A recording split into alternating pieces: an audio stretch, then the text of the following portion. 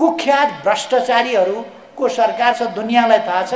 त्यस्तो सरकारका त्यस्तो गठबन्धनका मान्छेहरू मेरा विरुद्ध उजुर लिएर हिँड्ने। म यिनीहरूलाई भन्न चाहन्छु, जस्तै पानी मुनि गए पनि कहाँ बच्ला यो गठबन्धन। यो गठबन्धन कहाँ बस्न पाउँछ? पानी मुनिबाट निकालेर भए पनि यसलाई ठेगान लगाइन्छ। मैले नेपालमा दोहोऱ्याइरहनु पर्दैन, नेपालमा पनि यति धेरै मन्थरा, यति धेरै शकुनीहरू भएका ठाउँमा केपी ओली प्रधानमन्त्रीबाट हट्नु कुन सा ठुलो कुरा हो? बढीमा 1 वर्ष हो यिनको आयु।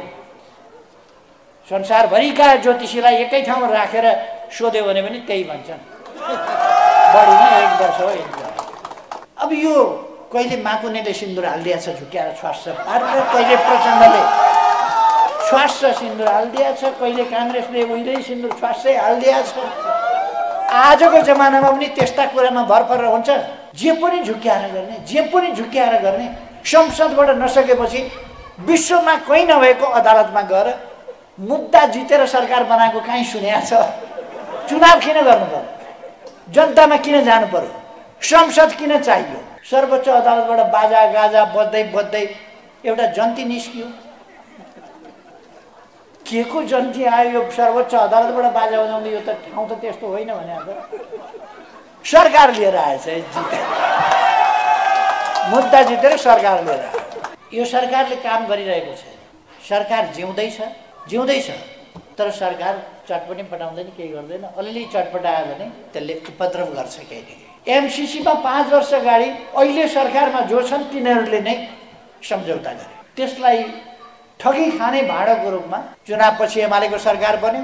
अहिले पास गर्नु हुँदैन, एमालेलाई सरकारबाट हटाएपछि हामी पास गर्छौँ भनेर पास गर्न पर सार्दै अहिलेसम्म पनि निर्णय गर्ने ठाउँमा पुर्याउन सकेका छैन। बाहिर निक्लिएर बुरुक्क उफ्रिन्छ। प्रशासनको मद्दत लिएर एमाले जित्ने होइन, एमाले आफै जित्छ जनताको मत लिएर।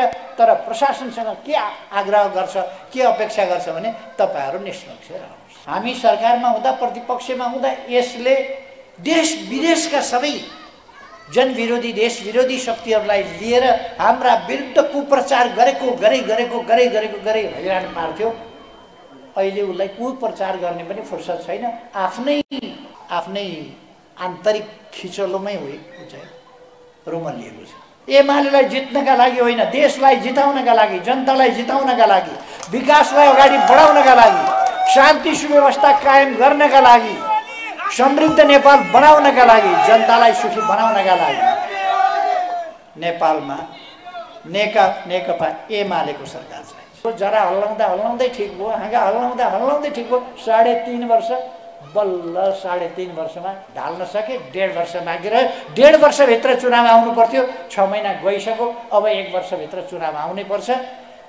बस्वा पानी मुनि गए पनि कहाँ यो स्वार्थी गठबन्धन यो कहाँ बस्छ? माओवादीले 4 जना राखेर जनअदालत भन्थ्यो। हामी 4 जना होइन, 3 करोड नेपालीका सामनेमा जनअदालत। हामीले 72औं प्रजातन्त्र दिवस आज मनाउँदैछौँ। हामी चर्चा गर्छौँ विकासका, हामी काम गर्छौँ विकासका। सरकार परिवर्तनको कसलाई ढाल्ने, कसलाई के गर्ने, मुद्दा हाल्न जाने, अदालत कुद्ने, अख्तियार कुद्ने, कुनै कता कुद्ने, यस्ता खालका काम हामी गरिरहेका छैनौँ। आज पनि हामी के को चर्चा गर्दैछौँ? हामीले अस्पताल उद्घाटन गर्यौँ। आइसियु, एससियु समेतका विभिन्न सुविधाहरू भएको अस्पताल, आधुनिक सुविधाहरू भएको अस्पताल, अनुभवी दक्ष योग्य चिकित्सा कर्मीहरू भएको, उत्कृष्ट ज्ञान क्षमता भएका प्राविधिकहरू भएको, प्राविधिकहरूलाई आवश्यक पर्ने उपकरणहरू भएको र सबभन्दा बढी मानिसलाई माया गर्ने अस्पतालको वातावरण, डाक्टर, नर्सेस, स्वास्थ्यकर्मी, अरू सबैको मान्छेलाई माया गर्ने, बिमारीलाई माया गर्ने र निको पार्नुपर्छ, उपचार दिनुपर्छ भन्ने भावनाले ओतप्रोत भएको, आफूबाट हुने तत्काल आफूले गर्ने, आफूबाट हुन सक्दैन भने हुन सक्ने ठाउँमा रेफर गर्ने, त्यस्तो अस्पताल, त्यसको यहाँ सुरु भएको छ।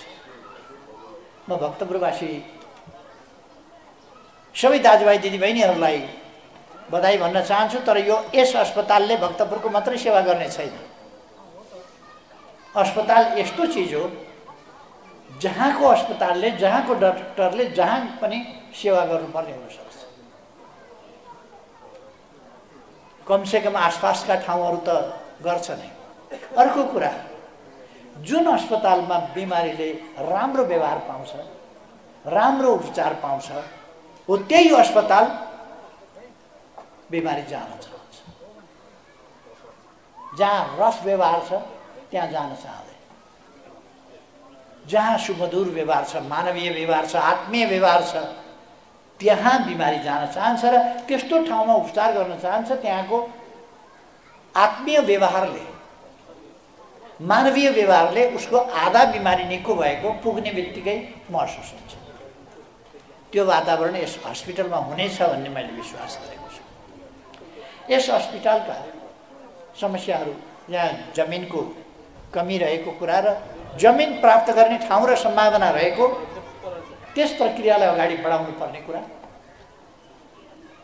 यहाँको बजेट अझै 18 करोड बजेट, त्यसलाई हामीले कसरी प्रयोग गर्ने जमिन छैन। त्यो जमिन प्राप्त गरेर त्यसलाई सदुपयोग गर्ने कुरा, यतापट्टि मेरो ध्यान गएको छ। आगामी दिनमा के गर्न सकिन्छ त्यतापट्टि हामी ध्यान दिनेछौँ। अहिले हामी सबैलाई थाहा छ, वर्तमान सरकार चलिरहेको छैन। यो सरकारले काम गरिरहेको छैन। सरकार जिउँदैछ, तर सरकार चटपटी पटाउँदैन, केही गर्दैन। अलिअलि चटपटायो भने त्यसले उपद्रव गर्छ केही न केही। त्यस खालको स्थिति देशमा छ। यस स्थितिलाई हामीले बदल्नु छ। फेरि पनि हामी यो गठबन्धन तोड्ने, धेरै साथीहरूले भन्ने गर्नुहुन्छ गठबन्धन तोडौँ न, यो गठबन्धन तोड्नतिर लागौँ भनेर। यस गठबन्धनले हामी सरकारमा हुँदा, प्रतिपक्षमा हुँदा यसले देश विदेशका सबै जनविरोधी, देश विरोधी शक्तिहरूलाई लिएर हाम्रा विरुद्ध कुप्रचार गरे हैरान पार्थ्यो। अहिले उसलाई कुप्रचार गर्ने पनि फुर्सद छैन।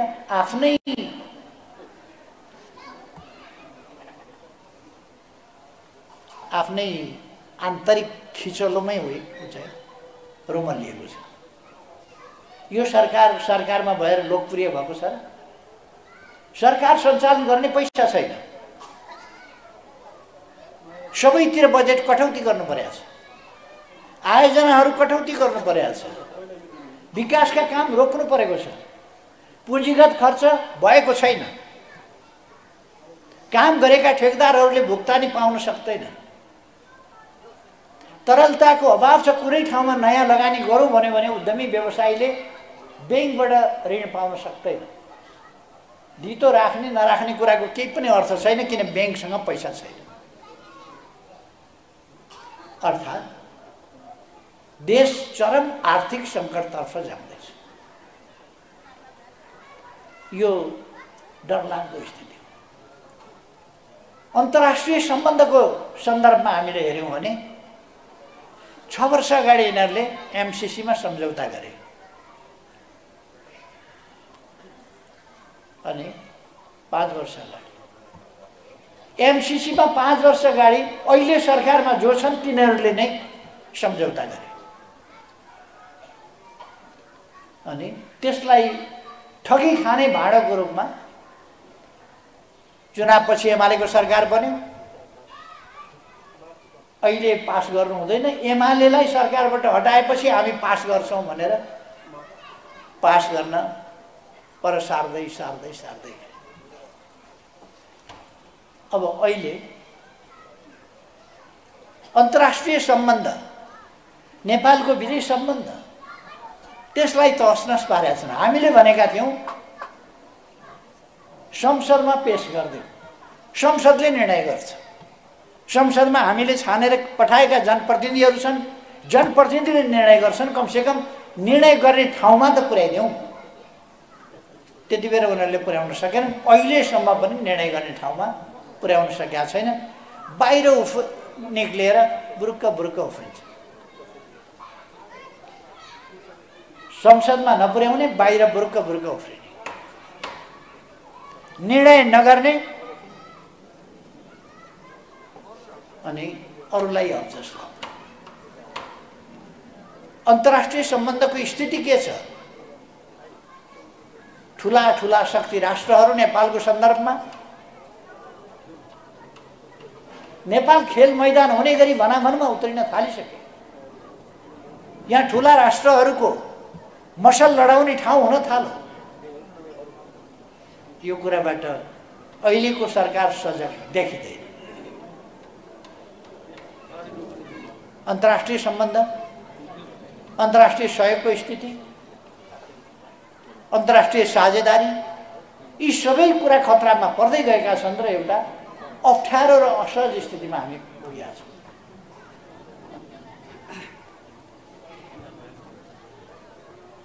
मैले देशको अर्थतन्त्रको स्थिति भने, विदेश सम्बन्धको स्थिति भने, आन्तरिक परिचालन के छ? यसलाई मुद्दा लाउने, उसलाई मुद्दा लाउने, उसलाई मुद्दा लाउने। गठबन्धनवालाहरूले अस्तिका दिन म समेत कतिजनाको विरुद्धमा एउटा कागज लिएर पुगेका थिए अख्तियारमा भन्ने सुने। कुख्यात भ्रष्टाचारीहरूको सरकार छ, दुनियाँलाई थाहा छ। त्यस्तो सरकारका, त्यस्तो गठबन्धनका मान्छेहरू मेरा विरुद्ध उजुर लिएर हिँड्ने भ्रष्टाचारी,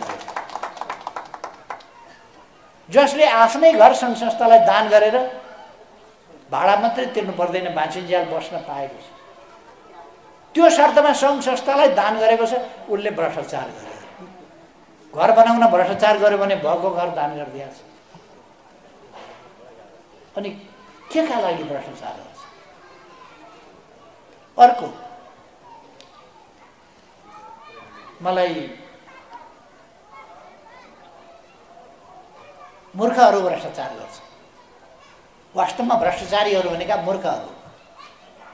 भ्रष्टाचार गरेपछि तिनलाई पहिलो समस्या पर्छ पैसा कहाँ लुकाउने।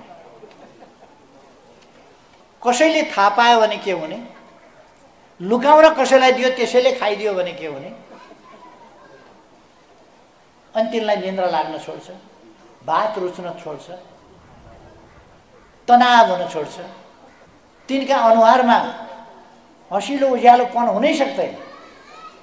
तपाईले नेपालमा कोही कोही नेता हेर्नुभयो भने छर्लक्क चिन्नुहुन्छ।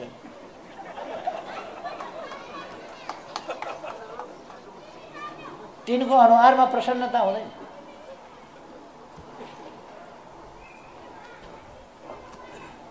तिनीहरू त्रासमा हुनुहुन्छ। अब यस्तो स्थितिबाट देशलाई मुक्त गर्नु छ। लोकतन्त्रमा कमसेकम 5 वर्षमा चुनाव आउँछ। चुनाव टाल्न खोजेका छन्, कति टार्ने, कति धकेल्ने, कहाँ पुगेर। महाभारतमा एउटा श्लोक छ, जस्तै पानी मुनि गए पनि कहाँ बस्ला र दुर्योधन। भीमले दुर्योधनको सम्बन्धमा भन्छन् कि पानी मुनि गए पनि कहाँ बस्ला र। म यिनीहरूलाई भन्न चाहन्छु, जस्तै पानी मुनि गए पनि कहाँ बस्ला यो गठबन्धन। यो गठबन्धन कहाँ बस्न पाउँछ? पानी मुनिबाट निकालेर भए पनि यसलाई ठेगाल लगाइन्छ। नेकपा एमालेलाई सरकारमा पुर्याउनका लागि चुनाव जित्नु परेको होइन। एमालेलाई जित्नका लागि होइन, देशलाई जिताउनका लागि, जनतालाई जिताउनका लागि, विकासलाई अगाडि बढाउनका लागि, शान्ति सुव्यवस्था कायम गर्नका लागि, समृद्ध नेपाल बनाउनका लागि, जनतालाई सुखी बनाउनका लागि नेपालमा नेकपा एमालेको सरकार चाहिन्छ। र चुनाव आउँदैछ। अब चुनाव आउँदैछ। लोकतन्त्रको राम्रो पक्ष के छ भने चुनाव समयमा आउँछ। जाल झेल षड्यन्त्र टिक्न बेग्लै कुरा हो। मैले हिजो एउटा प्रशिक्षण कार्यक्रममा बोल्दाखेरि भनेको थिएँ, उहिले अटल बिहारी वाजपेयीलाई महाभियोगको प्रस्ताव लगाएर प्रधानमन्त्रीबाट हटाउँदै थिए। त्यति बेला उहाँहरूको पोलिटिक्ससँग मतलब छैन मलाई है, फेरि मैले उहाँहरूको पोलिटिक्ससँग कुन पार्टी कसो पार्टी को जितोस् को हारोस् केही पनि भनेको छैन। भारतको एउटा सांसदले गरेको भाषण मात्रै मैले यहाँ सम्झिँदैछु, उनले गरेको भाषण। सुषमा स्वराज भन्ने एकजना सांसद हुनुहुन्थ्यो, पछि परराष्ट्र मन्त्री हुनुभयो। उहाँले त्यति बेला एउटा भाषण गर्नुभएको थियो। राम बलवान हुनुहुन्थ्यो, शक्तिशाली हुनुहुन्थ्यो, भगवान हुनुहुन्थ्यो, बलवान हुनुहुन्थ्यो, भगवान हुनुहुन्थ्यो, शक्तिशाली हुनुहुन्थ्यो, सबकुछ हुनुहुन्थ्यो। कसैले पनि उहाँलाई केही बिगार्न सक्दैनथ्यो। ज्ञानमा, विद्वतामा, विद्यामा, शास्त्रमा, शस्त्रमा, लडाइँमा र उहाँ सत्यका पक्षमा हुनुहुन्थ्यो। दशरथको छोराको हिसाबमा उहाँले गद्दी पाउनु पर्थ्यो। न्याय उहाँको पक्षमा थियो। तर एउटी मन्थराले षड्यन्त्र गर्दा राम जस्ता बलवान शक्तिशाली भगवान 14 वर्ष जेल जानु पर्यो। षड्यन्त्र भने त्यस्तो कुरा। लडेर त मन्थराले रामचन्द्रलाई 14 वर्ष वनवास पठाएको होइन, षड्यन्त्रबाट। महाभारतमा अर्जुन भीम जस्ता गाण्डीवधारी गदाधारी त्यस्ता बलिष्ठ विद्वानहरू, लडाकुहरू, योद्धाहरू, महायोद्धाहरू ती छँदा छँदै धर्मराज युधिष्ठिरको न्यायोचित गद्दी एउटा शकुनीको षड्यन्त्रले खोस्यो र उनीहरू 12 वर्ष वनवास, 1 वर्ष गुप्तवास जानु पर्यो। बलले होइन, बुद्धिले होइन, लडाइँले होइन, षड्यन्त्र।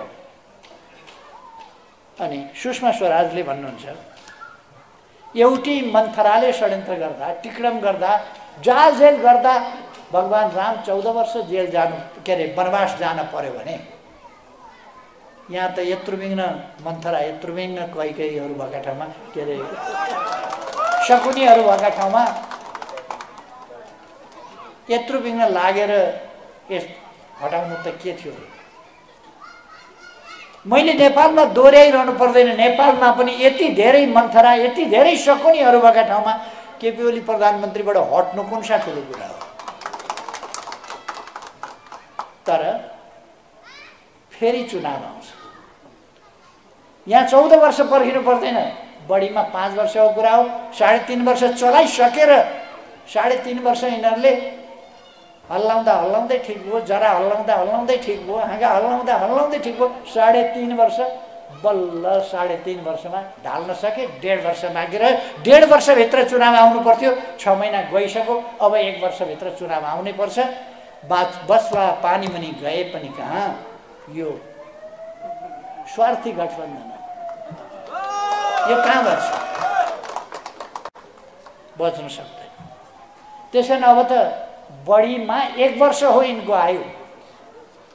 संसारभरिका ज्योतिषीलाई एकै ठाउँमा राखेर सोध्यो भने पनि त्यही भन्छन्, बढीमा 1 वर्ष हो यिनको आयु। यो सरकारको आयु। त्यसो भएर अहिले म धेरै समय नलिउँ। साथीहरू, त्यो मान्छेको जात पनि अलिकति कस्तो हुन्छ भने नि, एकोरिएपछि एकोरियो, एकोरियो, एकोरियो। यो पूर्वतिर हाम्रोतिर उहिले उहिले चलन थियो, मेला लाग्थ्यो। त्यो मेलामा उरनठेउला केटाहरू हुल बाँधेर जान्थे। अनि लुकाएर यसो सिन्दुर चाहिँ खल्तीमा हालेर यसो गरेर जुम्सो जस्तो भएर जाने। अनि राम्री केटी देखेपछि छ्वास्स टाउकामा सिन्दुर फ्याँकिदिएर गुड्डु भाग्ने। के भो भन्दा भन्दै उहाँ पुगिसक्यो, के भो भन्दा भन्दै डिल परि कुदिसक्यो। दाजुभाइहरूले सोद्धा सोध्दै के भो भन्दा भन्दै सिन्दुर फालिदियो। कसले फालो। अनि माइतीहरू भोलिपल्टदेखि पर्सिपल्टदेखि एकछिन रिसाए, के गरे, त्यसपछि सिन्दुर त हालिहाल्यो, कहाँको कसले सिन्दुर हाल्यो त्यो पत्ता लगाउनु पर्यो भनेर अनि खोजेर चेली जिम्मा लाउने। अब यो कहिले माकुनेले सिन्दुर हालिदिएछ झुक्याएर छ्वास्स पारेर, कहिले प्रचण्डले छ्वास्स सिन्दुर हालिदिएछ, कहिले काङ्ग्रेसले उहिले सिन्दुर छ्वास्सै हालिदिएछ। आजको जमानामा पनि त्यस्ता कुरामा भर परेर हुन्छ। हामी माइतीहरू सिन्दुर कसले हालौँ भनेर खोजेर जिम्मा लाउनु होइन। आउनुहोस् हाम्रा चेलीहरू, हाम्रा साथीहरू सबै तिनीहरूले लगाएका झुक्क्याएर हालेका सिन्दुरको छोडिदिनुहोस्, सदस्यता फ्याँकिदिनुहोस्, यहाँ आउनुहोस्, लक्स साबनले लगाउनु आउनुहोस्। यो झुक्क्याएर हालेका सिन्दुरका पछाडि लाग्न काम छैन। सदस्यता फ्याँकिदिनुहोस्, नेकपा एमालेमा आउनुहोस्, देश बनाउने अभियानमा लाग्नु, झुक्क्याएर होइन। जे पनि झुक्क्याएर गर्ने। संसदबाट नसकेपछि विश्वमा कहीँ नभएको अदालतमा गएर मुद्दा जितेर सरकार बनाएको कहीँ सुनेको छ? चुनाव किन गर्नु पर्यो? जनतामा किन जानु पर्यो? संसद किन चाहियो? फलानाले मुद्दा जितेर ल्यायो। सर्वोच्च अदालतबाट बाजा गाजा बज्दै एउटा जन्ती निस्कियो। के को जन्ती आयो? यो सर्वोच्च अदालतबाट बाजा बजाउँदै, यो त ठाउँ त त्यस्तो होइन भने अब सरकार लिएर आएछ, मुद्दा जितेर सरकार लिएर आयो सर्वोच्च अदालत। यस्तो गजब नेपालमा हुन्छ। तर म साथीहरूलाई फेरि भन्न चाहन्छु, यहाँ लोकतन्त्र छ, 5 वर्षभित्र चुनाव हुन्छ, अब बाँकी 1 वर्ष छ। अदालत कसैको केही लाग्दैन। अब फैसला जनअदालत, अब जनअदालतले फैसला। माओवादीले 4 जना राखेर जनअदालत भन्थ्यो, हामी 4 जना होइन, 3 करोड नेपालीका सामनेमा जनअदालत। त्यसको तयारी गरौँ साथीहरू। यस्तो हस्पिटलहरू, एमाले आयो, हस्पिटल आयो, एमाले आयो, विद्यालय आयो, कलेज आयो, युनिभर्सिटी आयो, विकास निर्माण आयो। सुरुङ बाटाहरू कल्पना गरेका थिएन होला कसैले। हामीले सुरुङका बाटाहरू अब सुरु गरेका छौँ। यतै सुरुङ उतै सुरुङ योजना छन्। अब यो सरकार बिचरा अस्ति 6 महिनाको रिपोर्ट हेरेको, एमाले सुरु गरेको थानकोट नौबिसे सडक 275 मिटर एमाले हुँदा खनिसकेको थियो। 5 मिटर थपेर ठेकदारले 280 पुर्याएछ। ठेकदारले 5 मिटर थप्यो। सरकारका काम 100 दिनका सरकारका काम के हो भनेर 88 दिनमा सरकार बनाएको। सर्वोच्च अदालतबाट बाजा बजाएर ल्याएको 88 दिनपछि दुलाई फेला परी।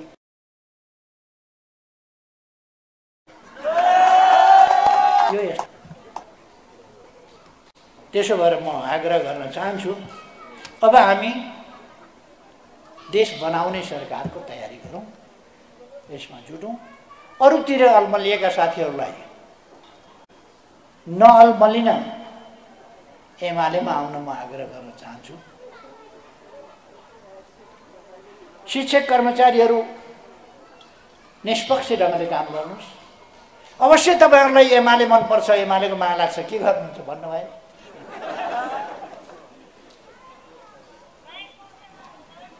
सिडिओ साहब मात्रै यसो हेरेको मात्रै देख्यो भने 2-4 दिनमा सर्भर गरिदिन सक्छ। एसपी साहबले हेरेर थाहा पायो भने साथ दिन सक्छ। फलानु डिएसपीले त सलाम गर्दा मिसिक्क हाँसेर सलाम गरेको थियो। हाँस्यो किन मिसिक्क? रुँदै सलाम गर्न मिल्छ? रुँदै त सलाम गर्न भएन, हाँसेरै गऱ्यो होला। मिसिक्क हाँसेर सलाम गरेको थियो। त्यसकारण यस्ता कुराको परवाह नगर्नुस्, निष्पक्ष रहेर आफ्नो कर्तव्य पालना गर्नुस्, शान्ति सुरक्षा कायम गर्नुस्। एमाले पार्टी, एमाले पंक्ति, एमालेका स्वयंसेवक, एमालेका युवा, एमालेका भोलिन्टियर, युवा पंक्ति, आवश्यक पर्यो भने युथ फोर्स, सबै कुरा एमालेसँग छ। प्रशासनको मद्दत लिएर एमाले जित्ने होइन, एमाले आफै जित्छ जनताको मत लिएर। तर प्रशासनसँग के आग्रह गर्छ, के अपेक्षा गर्छ भने तपाईहरु निष्पक्ष रहनुहोस्।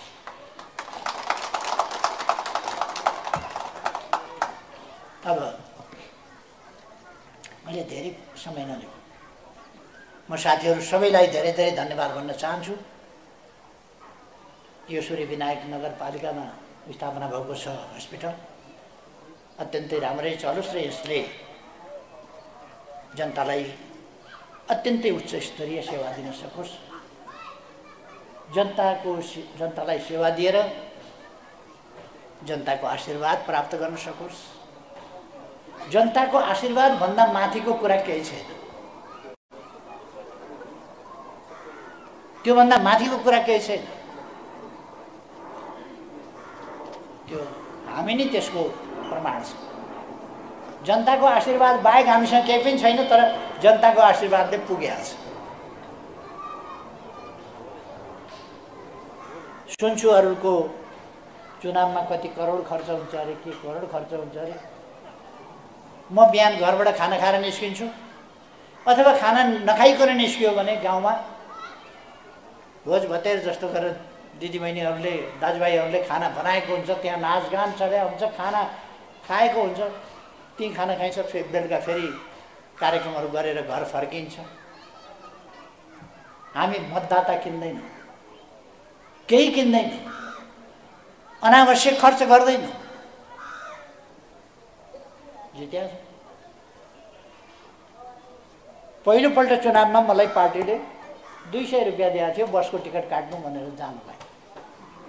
जितेपछि आउन चाहिँ के गर्ने भन्ने कुरा बताएन। निर्वाचन क्षेत्रमा जान टिकट काट्नलाई 200 रुपियाँ दिएको थियो, 180 रुपियाँको टिकट काटेँ। मोङलिङमा एउटा साथी भेटियो, त्यसैले खाना खुवायो, फेरि 20 रुपियाँ बाँकी थियो। चुनाव सिद्धिएपछि के हो मान्यजी, यत्रो चुनाव सिद्धियो, पैसाको दमडी मान्यका हातमा देखिएन भने त्यस्तै हो। छन् त मसँग 20 रुपियाँ जति छ भने 20 रुपियाँ निकालेर 5-7 जना थियौँ, चिया खाइयो। त्यो 20 रुपियाँ पनि बच्यो, किनभने 1 रुपियाँ कप कि कसो थियो कि 50 पैसा कप थियो त्यति बेला चिया। त्यसैले 5-7 जना थियौँ, त्यसमा पनि त्यो पैसा बच्यो र 4-5 रुपियाँ खल्तीमै लिएर काठमाडौँ फर्किएको थियो। जनताको आशीर्वादले हामी अगाडि बढ्ने हो, जनताको साथ सहयोगले हामी अगाडि बढ्ने हो, षड्यन्त्र गरेर। जनताको आशीर्वाद लिने र जनताको आशीर्वाद अर्काले खोसेर लान नपाओस् भन्ने कुराको तयारी गर्ने, यस काममा जुट्न म सबै साथीहरूलाई आग्रह गर्न चाहन्छु। भक्तपुरवासीहरूलाई बधाई भन्न चाहन्छु। तपाईहरुको ठाउँमा हस्पिटल बनेको छ, यो हामी सबैको हो। सबैले यसलाई मद्दत गरौँ, सबैले यसलाई अगाडि बढाउँ, यसलाई सफलतातर्फ लैजाउँ। मलाई आज यस कार्यक्रममा बोलाउनु भयो, धेरै धेरै धन्यवाद छ साथीहरूलाई। धन्यवाद।